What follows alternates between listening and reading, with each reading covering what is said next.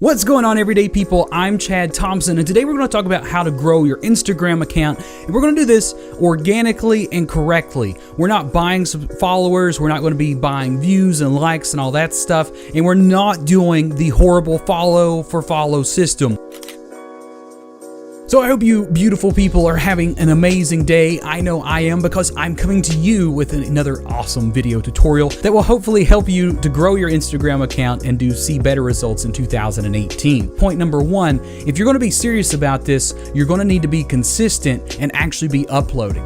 Me just spontaneously uploading once or twice a week here and there, it's not working out very well. You need to be consistent and either have an upload schedule or at least plan to put up X amount of photos per week. You have to put stuff out there in order for people to find it. Just be creating quality content and stay consistent with uploading it. Step number two, which should technically be step number one, you need to know who your target audience is. So like, let's say you're making t-shirt designs, you're a graphic designer and you've come out with a t-shirt company. You need to find people that like t-shirts. There's different ways you can go about target research. You can do this on Google, Facebook, any of your other social media sites. You can learn about it on YouTube and different stuff like that.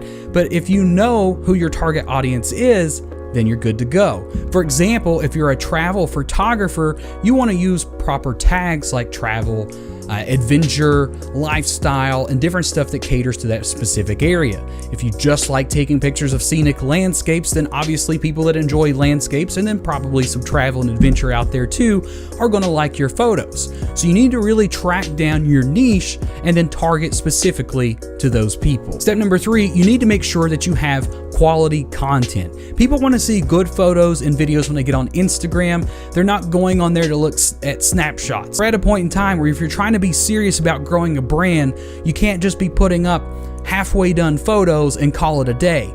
People really want to see you take your time and care about your work and really enjoy what you're putting out there.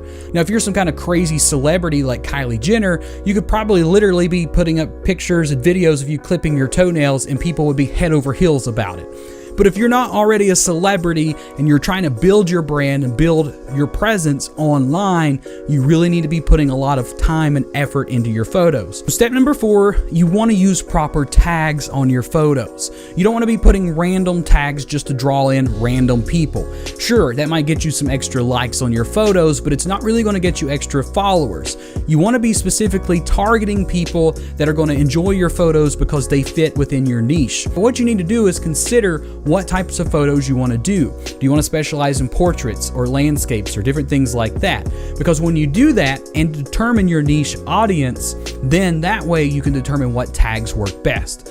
Now, as far as using tags, I do recommend an app called Focal Mark, which is a great app where you can type in different things like your categories, the type of camera you use, the location you were at, and it will choose the top tags that fit in those categories to help you properly tag your photos. The next thing you should consider is the give-take method. You shouldn't just be putting your photos out there and automatically expecting everybody under the sun to like your stuff without you paying some respects to them as well. What I mean by that is you've got to communicate with people in the community. You've got to talk to other Instagrammers. You've got to collaborate. You've got to share things of theirs. You've got to spread the love. You can't just suck in everything and just be like this self-righteous human being. You have to spread the love amongst the community, because when people comment on your photos, you should be commenting back almost instantly if possible, and you should also be checking out their profile and possibly commenting on them as well. Now, that doesn't mean to do like a follow for follow thing, and just because they followed you and liked your photos means you have to go do it to theirs as well. If you don't like their feed, don't follow it, because if it's somebody you're never going to support or really follow, why are you following them anyhow? Just to keep them as a number on your list? Because if so, that's a terrible idea. And the last thing I want to talk about today is just experiment. Play around with different things and see what works best for you. If some things aren't working, tweak how you're doing those things and maybe consider a different path to take. If things seem to be working really well, try to recreate those things and do more of that.